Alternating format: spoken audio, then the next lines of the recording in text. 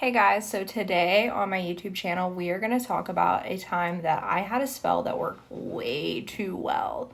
Like, it was a little dangerous, it was a little crazy, but we're going to get into it. Also, this weekend until Tuesday, like right after midnight, as soon as it hits Tuesday, I have a 25% off sale going on my Etsy shop, Hex and Flame Tarot. So if you want to check it out, it's on readings. It's on my 5-spell bundle, which is down to like $64 or less right now, which is a crazy deal. It is on everything except for my oils, simply because I do need to profit and be able to afford to ship these guys. But these guys are already only $8 a pop, and they have real crystal chips in them.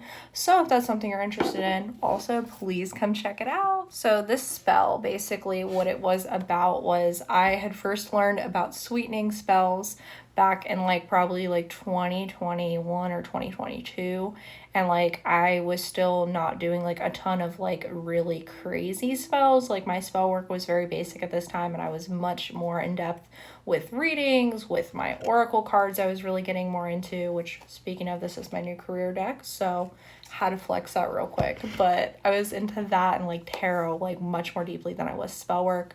But I did some spells for myself, and I did a few spells over the pandemic era for friends, basically. But I was kind of branching and dabbling in doing paid spell work as a witch for hire.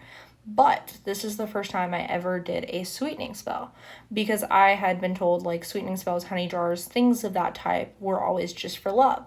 And then I saw this video about it, which I think I saw maybe somewhere on TikTok or YouTube at the time. Like I said, this was years ago, so forgive me, okay? But overall, basically what had happened was I had learned that you can do them for other situations, including making a boss like you. So at the time, I am working this shitty waitress bartender job. And it's shitty because the place was kind of shitty. The coworkers were definitely not the best by far. Okay, I had my few that I liked, my OGs, but you know how it is. The OG crew leaves, and then you're the only one left, and you're with season 5 cast, and you just want season 1 back, basically, was how I was feeling. So it was a really weird era for me. But my boss would come in and literally pick a fight with me every day.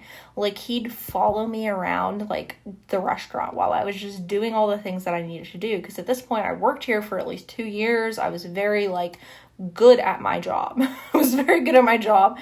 I did everything there. I knew how to do everything besides cook. I could literally run the place by myself. I literally even know how to do all of the manager duties pretty much.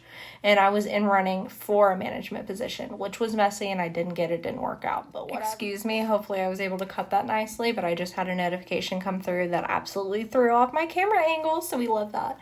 Moving onward, basically I had decided to do this spell for my boss because he was nagging me, he was causing fights with me every day, and then at the very end of the day he would always go, but you're my favorite employee. And I'd be like, if I'm your favorite, why are you fighting with me? Why are we fighting in the worst way, like an old married couple? It's you're my husband and I hate you and I wish you were dead already levels of animosity between the two of us. It was absolutely just insanity, if I am to be honest.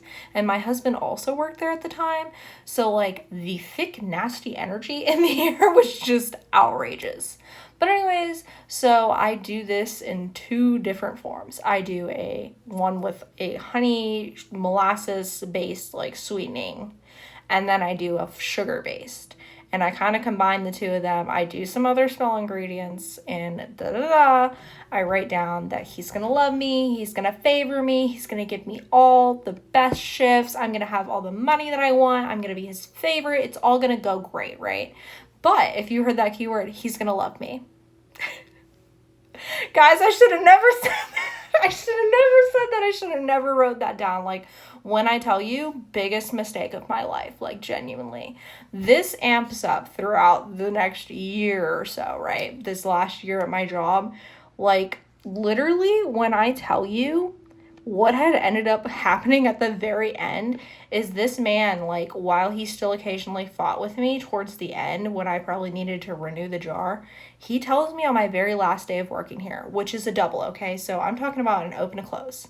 Like, I'm opening this bar and I'm shutting this bitch down. Like, this is already crazy hours and just insanity, because how would you even let me work that? The answer is I picked up. But that's nobody's business, because he loved me. He let me do it, right? So he comes up to me first thing in the morning before customers are now there, essentially, right? He comes up to me and he tells me, you know, I just wanted to tell you that, like, I'm just really gonna miss you. And I just wanted to show you this song. He shows me this song that is literally, like, it's telling me I am a SLUT, basically, essentially. That is what it's saying, okay? Like, it technically says the W version of that, right? Like, you know, pay for hire, that word, okay? So that's what he calls me in that song, and that he loves me, and that I'm leaving him, and I'm hurting him, and nobody will ever be as good as he was to me, which, like, again, we're not in a relationship. I'm married. My husband works here as a cook.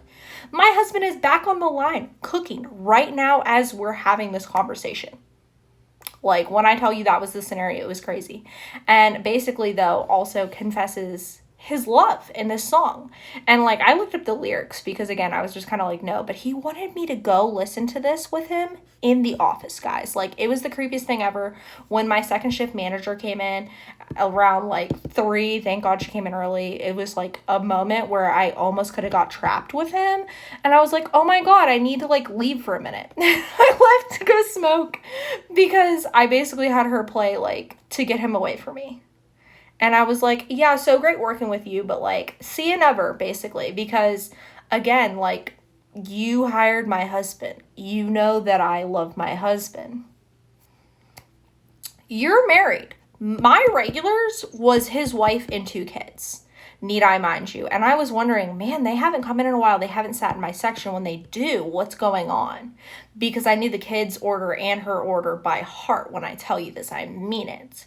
So literally, basically, he fell in love with me because I did a sweetening spell jar that was intended to only get me better shifts and make him stop arguing with me. And essentially, instead, my boss fell in love with me. But good thing I left the job before anything spicy or crazy happened. My husband left like 2 weeks after I put my 2 weeks in, because when I secured a job, I got him one where I was working again. So everything worked out, but I did dismantle that jar, obviously. He still does call me because I never changed my number. So did the spell results ever wear off? Apparently no.